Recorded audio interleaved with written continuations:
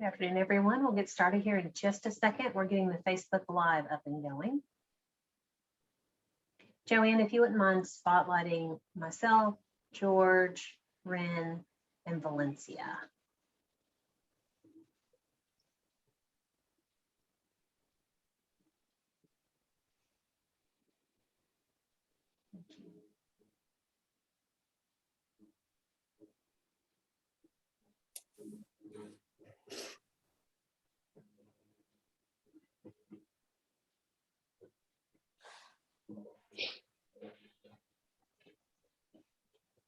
Welcome, everyone, to today's episode of Words Matter.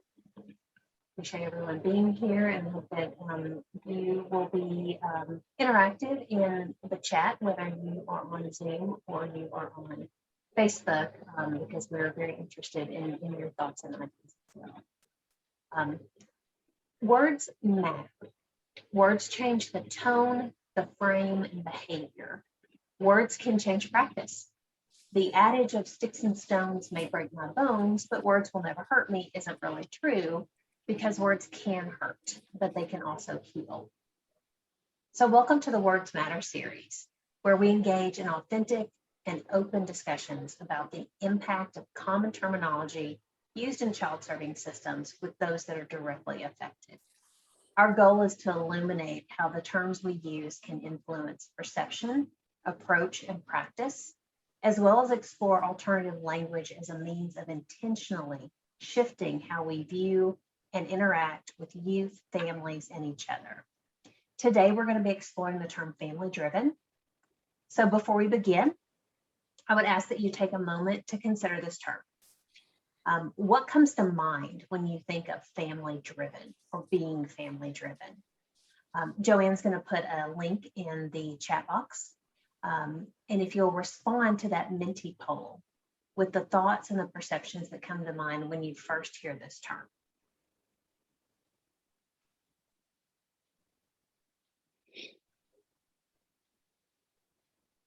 Okay, she's dropped the Menti poll in there.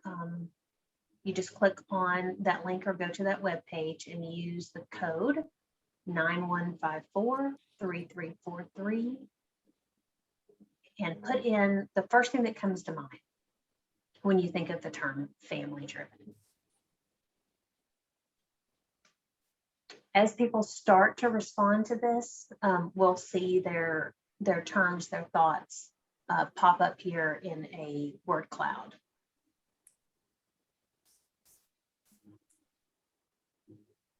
It does require that people respond then.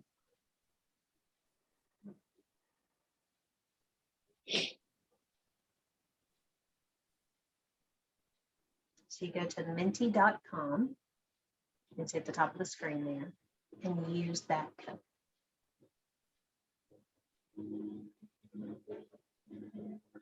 And if you're having a problem doing that, please let us know. Say something in the chat. We've got some great tech folks helping us out with this. Yeah.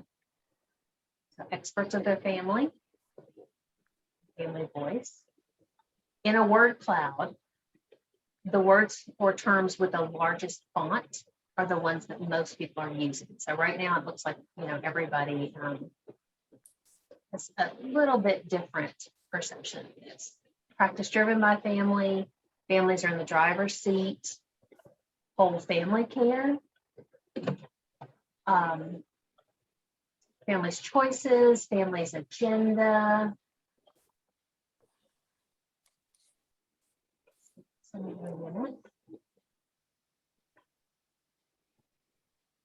Love, I like that.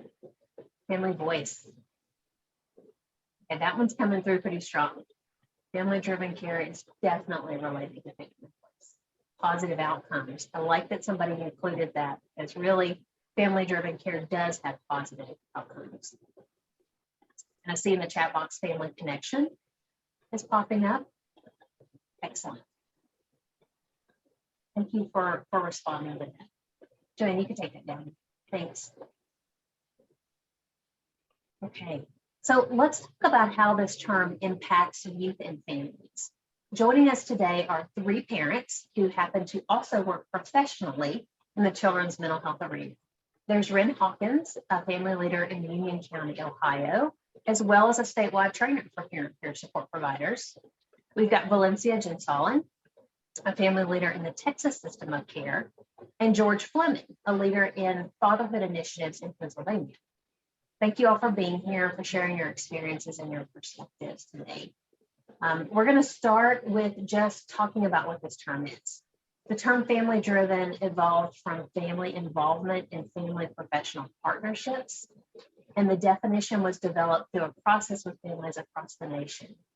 Family driven means that families have a primary decision-making role in the care of their own children, as well as the policies and procedures that govern care for all children in their community, their state, their tribe, their territory, and the nation.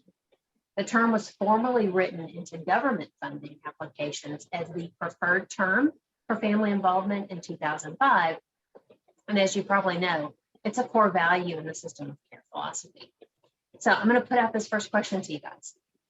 From a parent perspective, having on your parent hat, what does the term family driven mean to you? When I first heard the term, greetings everyone,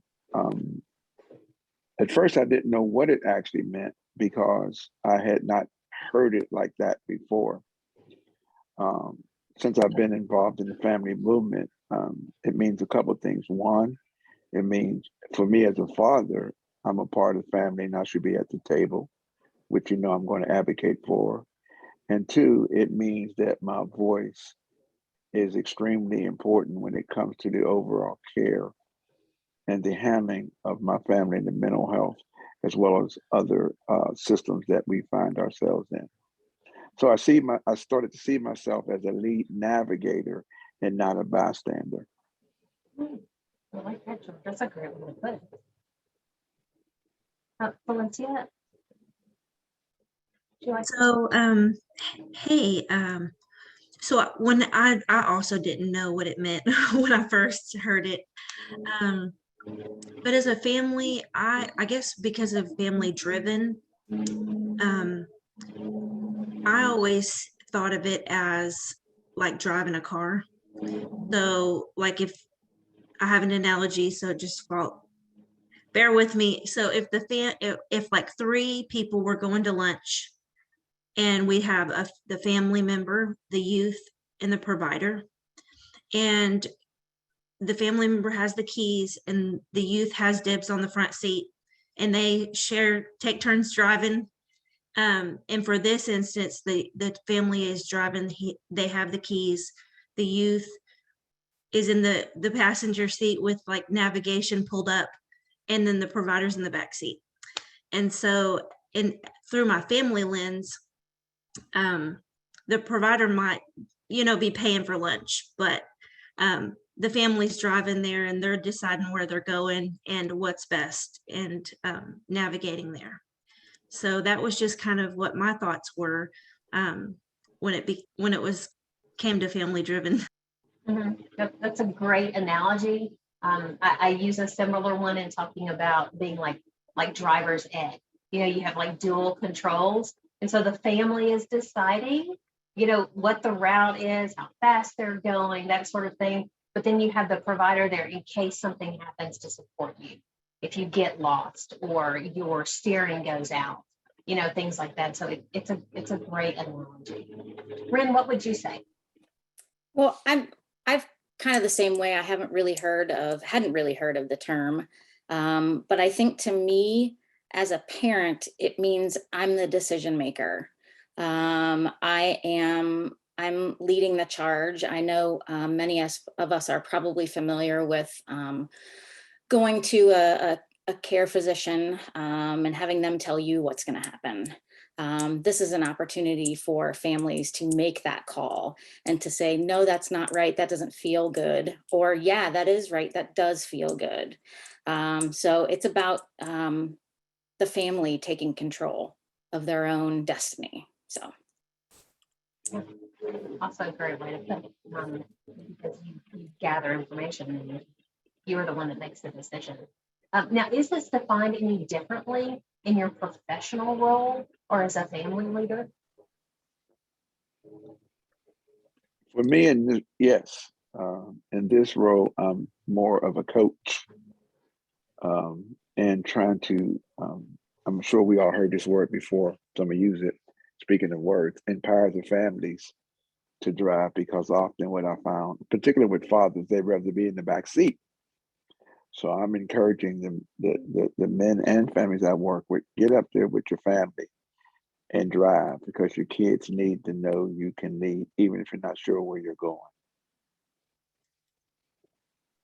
Yeah, you know you can lead even if you're not sure where you're going. That's fantastic. What about Ren or Valencia? Does it change in your professional role? You know, the meaning of it, or is it defined differently somehow? I tend to be outspoken as it is, but I think that having family-driven policies in my professional life allows me to be a little louder with it, because we have the experience, so we know what this feels like. So this allows us to just advocate a little bit louder. Looks like Valencia agrees with that as well. Yes, and I'm not sure if this is like where you're going with that, but I have noticed in the professional lens, some providers see it as, we have different ways to assess the community, what the community needs, maybe through needs assessments, or, and they're doing the services to get to, get there. We're helping the families, the families' needs in the community are driving, boom, family driven. But really, if we look at the philosophy of system of care and where family driven actually comes from, I feel like the family is the one kind of always, needing to remind, no, family driven looks like, families in the driver's seat, families speaking up to say, what works, what doesn't. Family, we live in these communities, we access these services, we know what works, we know what don't. So just adding that in there. Yeah, I mean, it's a good point. It's your voice is not just about your individual family in that professional role. It's about bringing the other voices to the table as well, and encouraging them to use their voice to be part of that family-driven care. Thank you. So moving on to connected to what you were just saying, Valencia, the way in which a term is used can impact individuals differently. So while the term family-driven is used frequently these days, many communities have expressed challenges with operationalizing that family-driven value. Having a clear vision for what it looks like and knowing when it's being practiced effectively. So perhaps part of that difficulty comes from the fact that a family-driven approach requires that people have a paradigm shift from what they're used to, from that traditional medical and more expert model, like Ren referred to one that focuses more on partnership with family members and family expertise that's woven in with that technical expertise, which is really what we're talking about. What impacts have you seen or experienced based on how family-driven is used and implemented in your community? And how's this impacted you or your family, your work as a leader or professional? Just what have you seen?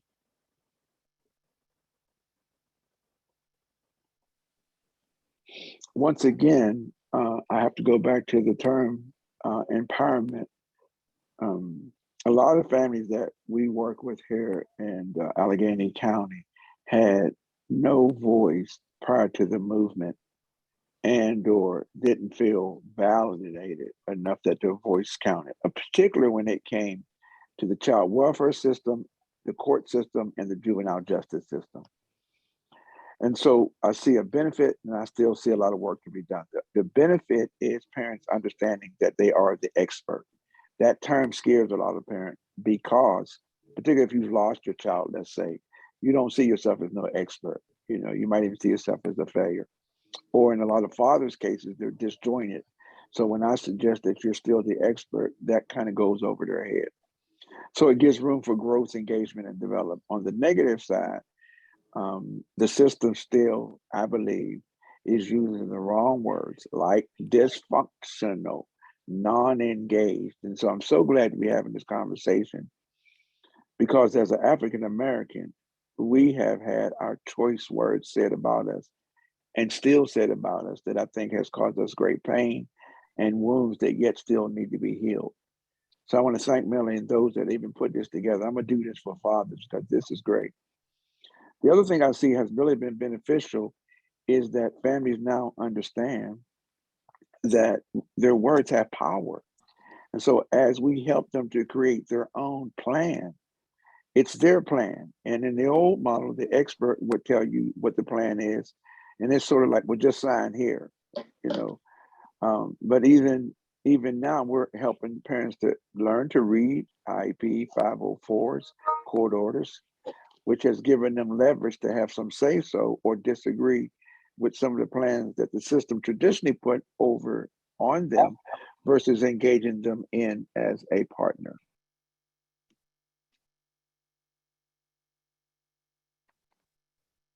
You're absolutely right on that. And I do think that, I mean, I'm glad you're going to use this in your fatherhood work because it's so important that we talk about across all settings, all child serving systems. We do talk about how words can impact people. And you said empowerment, and that's true. You're giving people, you're reminding them that they have a voice. It is their decision. And of course, with that comes responsibility as well. With that. So, Valencia and Ren, what impacts have you seen based on the use of this term in your community or with your own family, or both?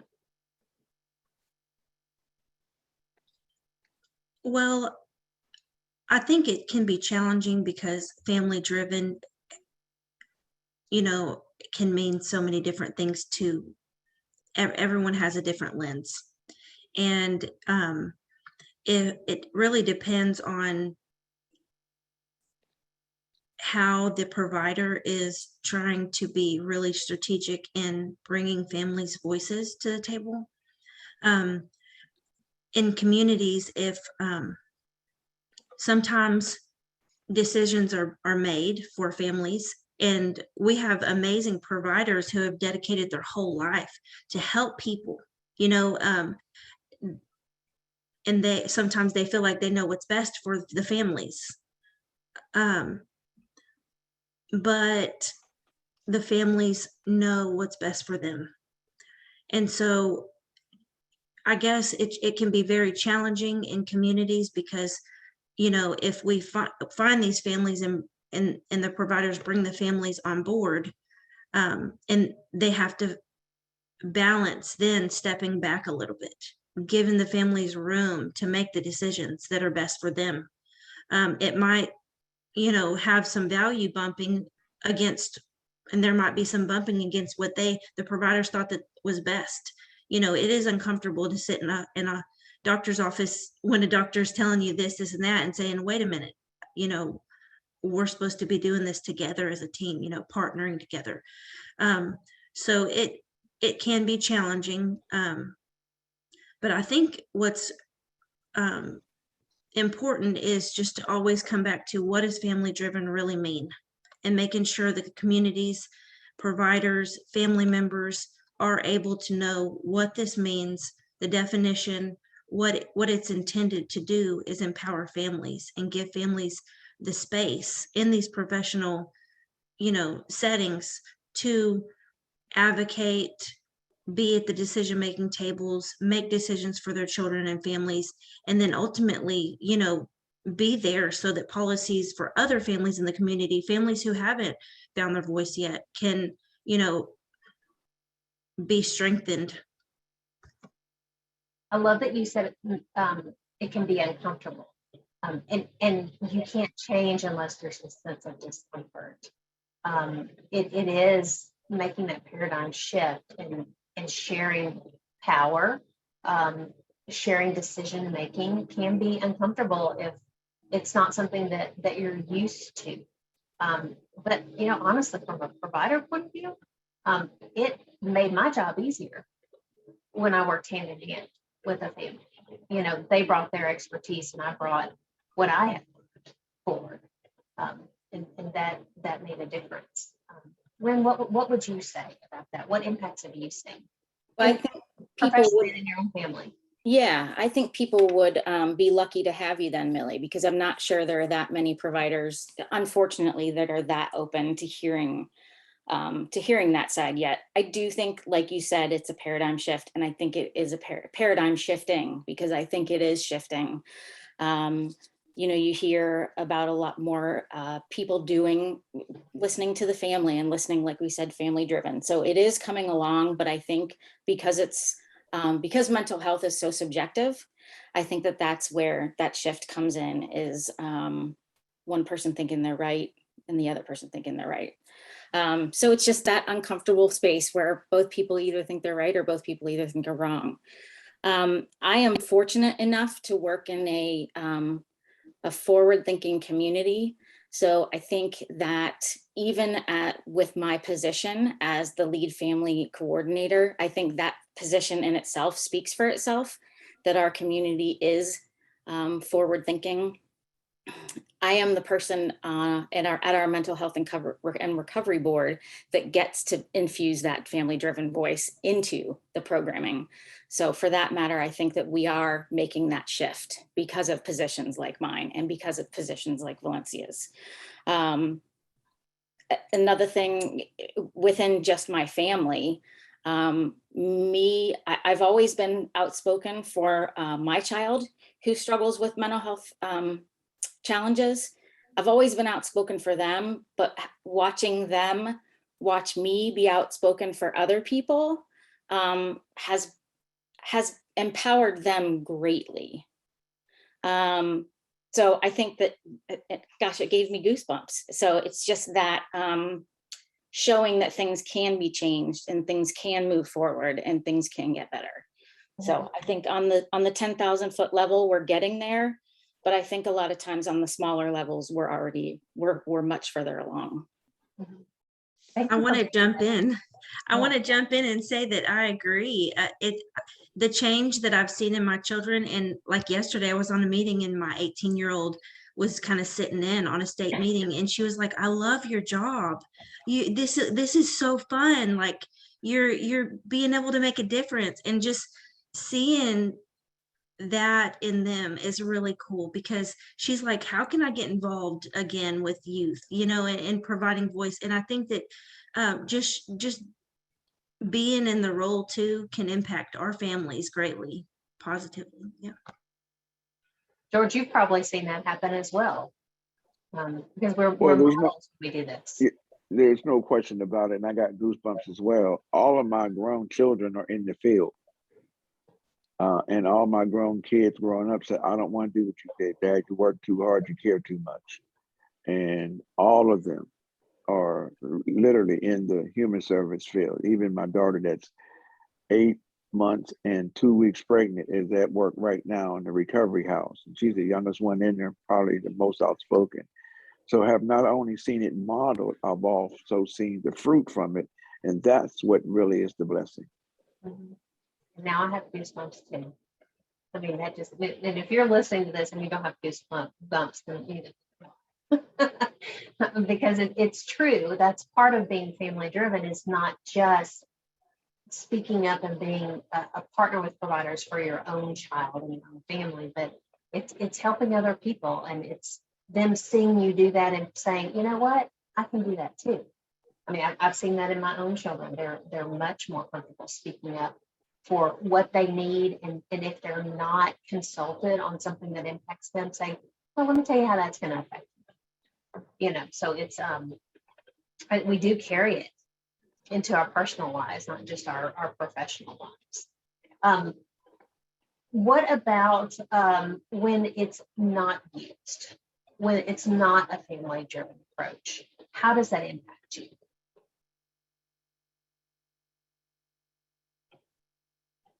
I think it's very hard on the family. And it's hard on the family person who's providing family input whenever you watch things happen right in front of you, that are not really upholding system of care values of being youth and family driven. I was thinking about an example I wanted to share, and it was through my experience working in a system of care community. So all the providers worked in office and I was remote. And so, many times decisions were made that impacted families that really should have been, we had a family run organization that should have went in front of the families, but it slows things down to take it to the family. They're like, oh, we know what's best. And they're doing great things, like they're, but it wasn't approved by the families. Families weren't at the table when the decision was made. It was all decided.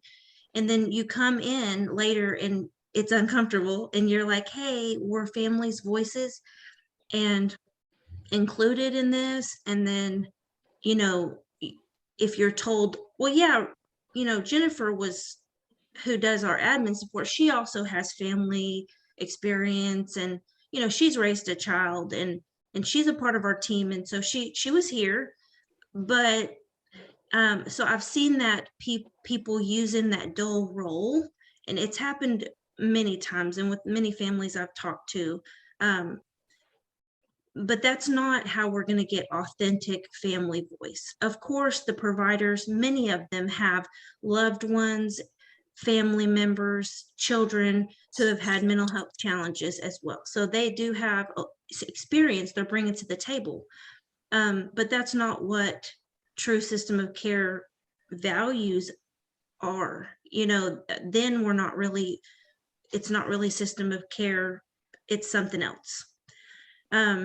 So if we want to get true system of care in our communities, we need to bring these families in. We need to use those families' voices, because like I said before, they live in the communities. They're the ones accessing, they know what works, they know what don't. If you really are okay, being okay with them saying, no, this does not work. This, there are things, you're planning meetings when everyone's at work. You're planning meetings in the evening when we don't have childcare. Just different things like you have to be willing to slow it down, bring it in front of families. If you bring multiple family voices in and collaborate, and I kind of see it as like when you're playing Ring Around the Rosie and everybody has hands gripped together and they're all a part of one big, so I just wanted to bring that into the. Thank you. Well, I would say that locally, we have some of the greatest resources that I believe have I've traveled. We really do have a great human service behavioral health system. However, Pittsburgh is extremely slow in change, literally. And until very recently, inclusion, diversity, and equability, we have our first Black mayor since the beginning of the city. Mhm.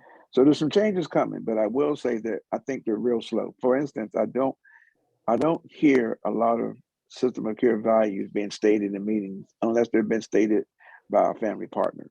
So if we're not there, so one, we have a lot of education to do, because when people hear even family driven, they think, well, I'm part of a family. So they still don't know what we're talking about. Number two, I think it has to be repetitive, and we have to get to the higher levels of systems, because in their meetings, they influence language. So judges, what they say on the bench has a lot to do with what comes across to the families. What CWES workers say to the families has a lot to do with the damage or the strengthening of the family. And last but not least, understanding or getting the system to understand that family driven saves money. You want to get a politician's attention, tell him this saves money. We're not trying to put more people in the system. We're not trying to ask you to take care of our kids. We're not trying to tell you it's all the school's fault. What we're saying is collaboratively, if we get a synergy going here, and I put my skills with your skills and your strengths and your strengths, and we include some dads, we can change the paradigm. And last but not least, I did a drawing. If I was there, I would do it.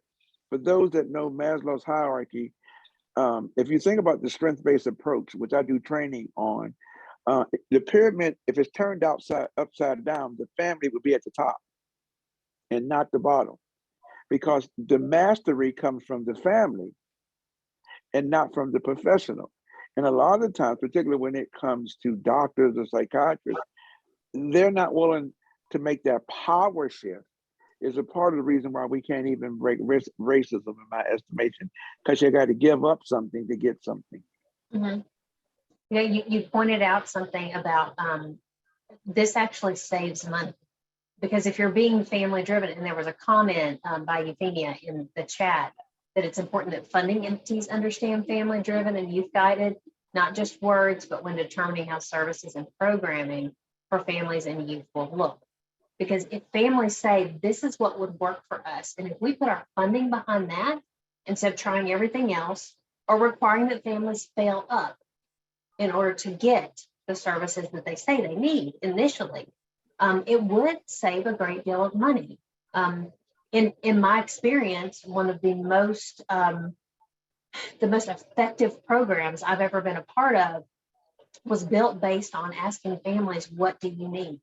What should this look like? We're going to take the system of care funding and develop a program to show that this works. What should it look like? And we had amazing outcomes because it was built around the way that families said it would work best.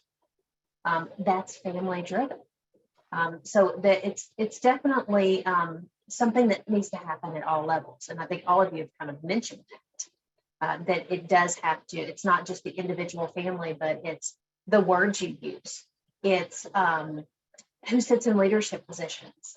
It is having, as was mentioned in the chat, having parents and family members who are involved in the system now, not just joining because they happen to also be a family member. And you know, that token family member also doesn't work. Having one person who goes to all those, because we can bring the family voice forward, but we can't be the voice based on our experiences. So, Ren, you have something to add? I was just going to put kind of an exclamation point in something that George said about being caught in systems. I think that when we don't include the family voice is when families get caught in the system and they just go around and around and around. Again, goes back to the money point, but it also goes back to how much trauma does a family need to go through. It just re-traumatizes and re-traumatizes them when it really, if you're looking at a sequential intercept map, needs to be one of the off-ramps. We need to be able to focus on those off-ramps. So absolutely. I work with a colleague who worked with those on death row, and she said that looking back at their history, there were all these different times that you could have gotten that off-ramp. That if you had just listened, if someone had just said, hang on, what is it that you say you need right now? You know, and it could have changed the trajectory of their whole life. And so it is important, you know, this whole series is about words matter, what you do, what you say. So one of the things that I said when we first got started was a lot of communities have a hard time operationalizing this. They agree with it. And what we find is that most organizations are doing pieces of family-driven care. It's very difficult to be completely family-driven. It's possible. It's something we should all strive for. But we know that there are other ways to describe or document the challenges our children and youth who have emotional behavioral health disorders that they experience, that really consider that youth and family perspective. And with family-driven care, sometimes it's about giving examples. It's about what you see that would work. So, you know, is there alternative language to use to help people understand what this concept and this value is? Is there a different way to describe it, or approaches that you would recommend, or that you would refer to implement family-driven care? And that's both as a parent and as a professional. Testimonies and data. Okay. True, both very effective. I am a huge proponent of peer support. So I don't think there's anything that speaks louder than having someone walk alongside you and empower you as a parent peer supporter. Mhm. Absolutely. Something that I've been thinking about is if agencies in a community want to really make a change, it needs to be agency wide, letting not just one person in the agency, okay, this is going to be your little task. You need to focus, find some families, it needs to be a shift for the whole agency. Everybody needs to know about family voice and youth voice. And so I think that it would be really beneficial to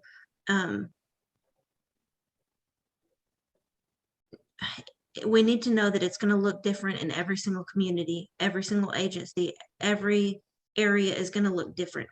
And just starting with, where are the families? How can you empower the families? Because they're going to have to go out and find these families, but these agencies have access to families. So just finding ways, getting really creative about finding these families, how to empower them, listen to their voice, so just listen, bring them in. And sometimes that can be intimidating because providers, I've heard it and I understand, like, we don't know how to do it, or just do it. Just find the families, ask them questions, bring them in. They might need support in doing that, but figure out how you're going to support them in doing that. So yeah, that's my thoughts. Yeah, I mean, to all three of you have mentioned very specific things that need to happen.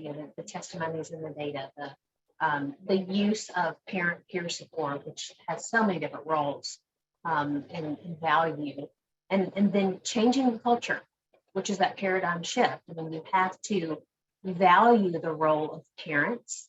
You have to value their expertise and value partnership with them to do family-driven things. I'm wondering if you could share some examples of what that looks like when it happens. Like, George, how would you suggest using data and testimonies? Well, first of all, it's one of the main ways I make my point about father engagement is I can connect every ill or social ill we try to do something about back to, and it's not, I changed the term, it's not fatherlessness. So for the sake of just people's hearing, it's called daddy deprivation. So remember, you heard it here. Everybody has a father. One is systematizing the language like we're doing today. Two, one of the things that happens is people come in to a system that's operating in voice and choice, but they've not had the PSP training. So they don't grasp the whole language of the work we do. And if the culture is not producing the language, then you got two different cultures in one organization. I see that, particularly as you grow. All right, that's something really for us to continue to talk about. And number three, some of the negative words, we have to develop the out system when they're said, and particularly when we say them one to another.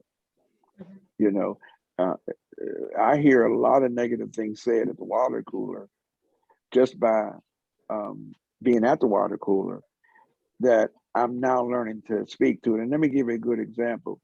When I get off here, I coach men that cause harm. Now, the first language was the word perpetrator. So it puts you in the mind of a pedophile. Now, some of these guys had really been more verbally abusive, and I'm not minimizing none of it. I teach it, do it every other day. But the point I'm making is, when I talk to them as human beings, somebody wants to ask me, how do you help change them? Treat them human. don't treat them as their behavior and call them such. All right. Now we have a term now we use, men that cause harm. Still want you to think about that term. Men that cause harm. So I still think, particularly after being on this call, I'm gonna have to call Women's Center and Shelter and say, we need to talk to Millie and them because we still need to change our language.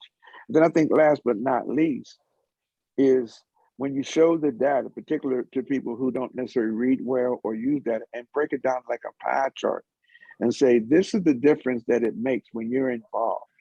And this is some of the data that we see just by you going to the school and saying you care. If it doesn't change the teacher, it will empower your child to know that you will show up and care.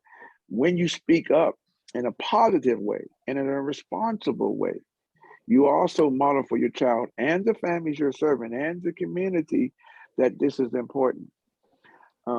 As you all know, we've been plagued with violence, and Pittsburgh is no different. Matter of fact, we've had 19 shootings this year alone, and we're headed for yet another record, and my heart is bleeding with sorrow. However, when I go to public settings, we're still using hopeless language. If there's a place where we need voice and choice, it's in the depths of the inner cities. Hopelessness is behind a lot of this violence because they don't feel heard, they don't feel valued, and therefore they live as if tomorrow doesn't count. There's a lot to gain from this word, this using the wording, but also we can change the paradigm. Words are so important. From a biblical perspective, they created everything we're now in. So they're extremely important, but so is the misuse of them. So I think that we're onto something here. Unfortunately, I don't think we could do these calls every day. Guys that I work with in jail, when I went in there, I never called them inmates or asked them what they did. I asked them, what you want to do to get out and stay out? So I switched the paradigm from the time I went in there. So just what we're doing here can change a lot of things, particularly if we get more men involved and get them to understand the words we even say to each other. Hey, what's up, dog? No, you're not a dog. You know, even this language is what I call ebonics. It's not healthy. It's not, because then you got to undo it. Yeah, that's all very good points. It really has to do with your approach. You can have any kind of role in the world. It's how you implement that and how you treat the people that you're working with, and you get that back. Ren, do you have any examples specifically about how peer support can help show what family-driven care looks like? I think what George said was right. You have to have testimonials, because I think the family-driven approach, it is the difference in how a family feels. That's my opinion. You know, we have testimonials from putting peer supporters, parent peer supporters into every piece. They're anywhere from information and referral, all the way to the IHBT and being involved in counseling, all the way up to being in the emergency room. They make a difference in all of those levels. Specifically, we had a case where a woman said she was given a parent peer supporter, and she said, I didn't even know I had a voice. And that parent peer supporter was able to teach that woman how to have a voice and how to use it. And therefore she was able to get out of the situation that she was in. I think it's just letting people know that they have a voice. A lot of people don't know that.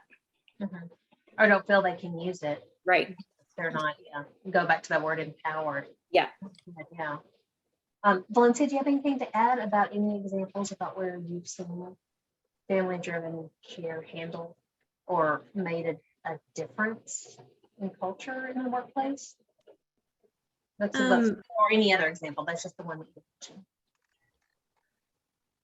Kind of just to jump on like what Ren had said, the families might not know that they even have a voice. So I remember an example of a support group at a local mental health authority, and they got together all these families that had been coming to learn and started to, I was there and we talked about family voice and explained to them. And a lot of people in the room were shocked. What is this? Like, they care about our voice, they care about, um, our input that matters. And they were really excited. The families were more than willing to start saying, hey, okay, this is what works, this don't work, so I guess just making sure that we find the families and give them opportunities to provide input. And might not look like, what you've envisioned it to look like, but it can be done, and done to where it's going to empower the families. So Important point. It may not look like how you thought it would look, but if it looks the way that families need it to look and the way they've said would work, then it's family driven. Yeah, it's a really good point. So I'm looking at our time. We have about 15 minutes, and we do have one more poll that we're going to get to in just a minute, but I want to give a second and give floor to see if there are any questions that anyone has of our panel today. I love everything that's happening in the chat. There's some really good points in there. I appreciate people interacting so much that way. But are there any questions around family-driven care or what our panel has experienced or strategies they might have to share?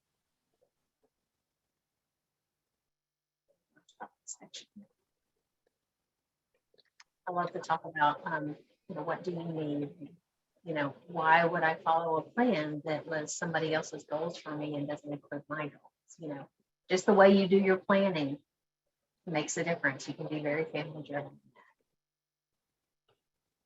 Millie, there's one question in the chat. I can go ahead and read that to you real quick. Please. Amber Frazier says, I work with youth with substance use disorder, and we work with the family as well. We try to emphasize this being a family disease and that everyone needs to seek recovery to be whole. Each has their own separate support group, and they have family coaches. Family coaches for the parents and peer support coaches for the young people. They said some of our youth are engaged in their recovery process, but the extent of family participation is providing transportation to the group session. Any suggestions on how to encourage the parents to get involved?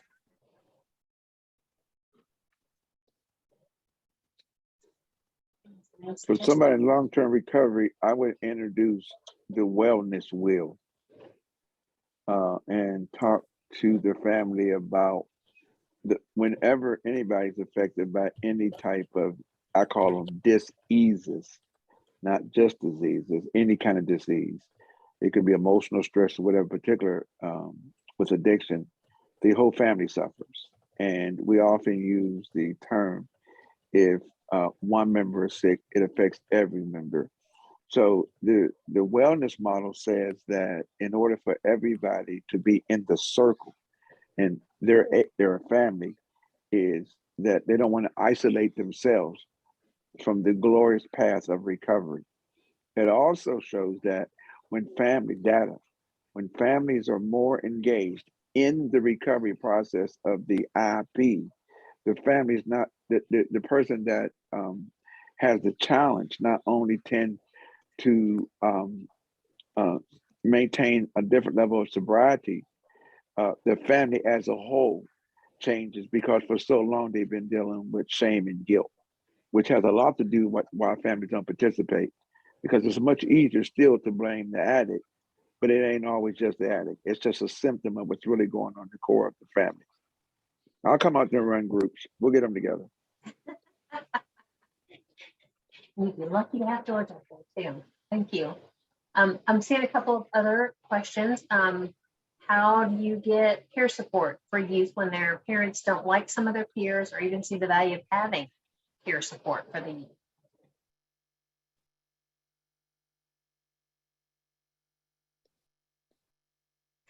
That's one that,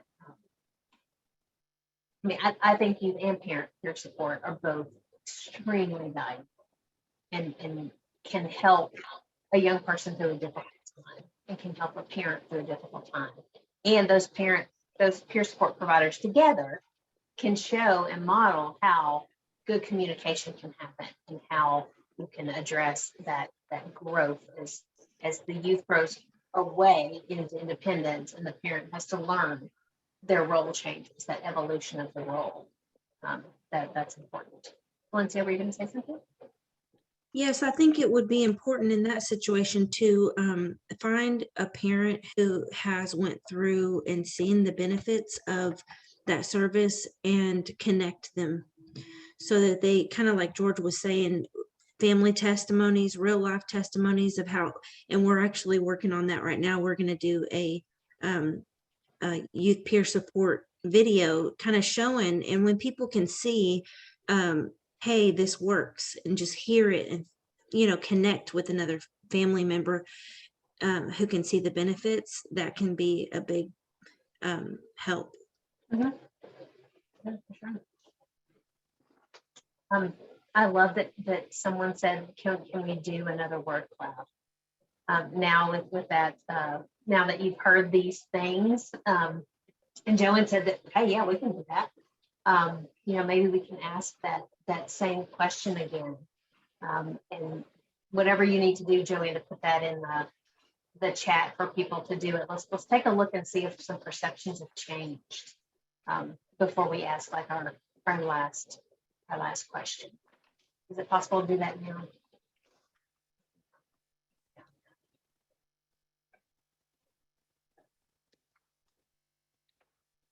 Joanne, can we do the word cloud again? So the question would be, what, when you think about family-driven care now, that you've heard all of what our panelists have had to say, what comes to mind when you think about that?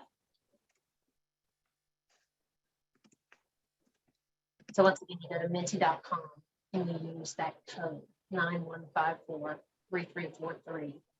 Then you can respond to the question.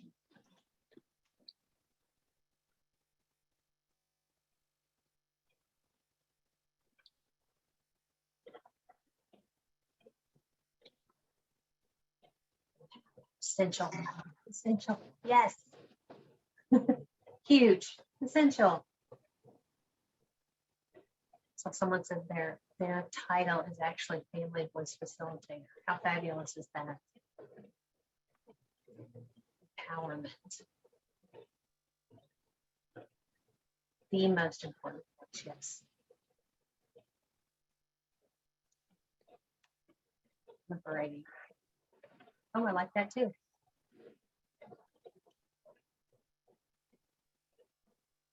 Okay. Empowerment seems to be a pretty common thing that comes to mind after hearing this.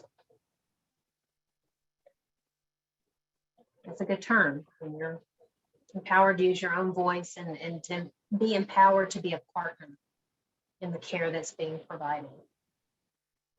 You don't have a role to play. Changing the paradigm. This is great. Thank you so much.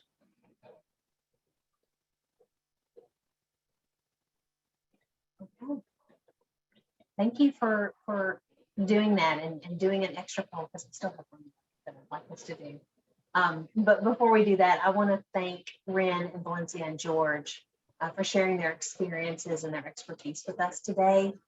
I'm glad that we returned, kind of thought about those initial perceptions and then what our perceptions are now.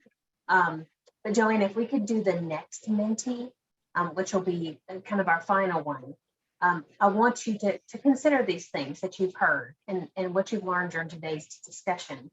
And I want to ask you, what are some of the things that you're committed to doing within your role to impact how this term is used or how family-driven care is implemented? And so you can use the new link in the chat box to put your response in, and they're going to scroll this time. It won't be a word cloud. It'll scroll about what are you committed to doing within your own role.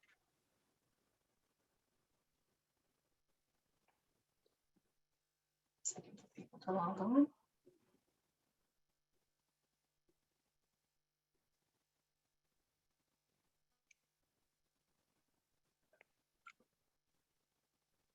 Just gonna take a little.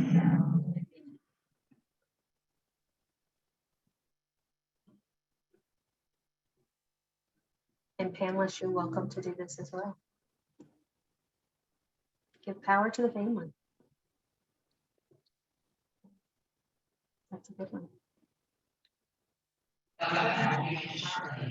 In the chat box, find families and make their voice primary. Challenging, I'm guessing that's coworkers, partners to engage families before proceeding. Educate and empower. Prepare them. Absolutely. One of my favorite things to do is when families were ready to speak and wanted to use their voice in a forum, you know, whether it was a group or legislator or whatever, sitting down and saying, what do you want to say? What do you want people to do differently? I love to walk them through that. Model these behaviors for those I train and coach. Yes. Promote family voice and choice. Use families' testimonies and experiences to adapt our processes. It should be ever adapting. It's a CQI process. Continuous quality improvement includes changing how you engage and empower families. Thank you for doing that. I see that we're almost at time. If you have something else to put in, there we go. Advocate for the youth to bring family on board. Wellness wheel.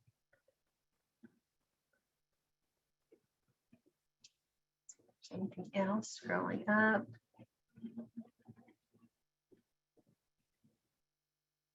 Okay. Thank you for being here today. So thank you for joining us. And we hope that you will join us next month. It's Children's Mental Health Awareness Month. So we're going to explore the term mental illness or being mentally ill. And we will have both youth and parent perspective on our panel. So in closing, we really challenge you to be intentional in using terms that are more supportive and respectful of the youth and family experience and their expertise. So thank you again, and remember that words matter.